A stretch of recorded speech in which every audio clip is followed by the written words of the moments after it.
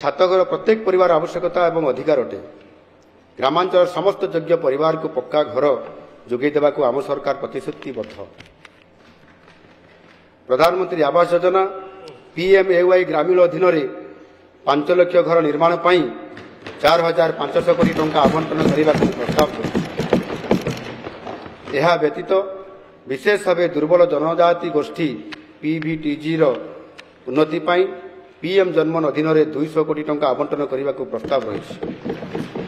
दारिद्र्य सीमारेखा तले रुवा गरीब परिवार को पक्का घर जगैवा अंत्योदय गृह योजना नाम एक नूतन योजना आरंभ कर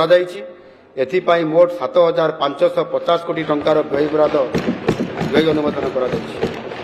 प्राकृतिक मानवकृत विपर्यय सरकारी प्रकल्प जो विस्थापित लोक परिवार भिन्नक्षम प्राथमिक आयकारी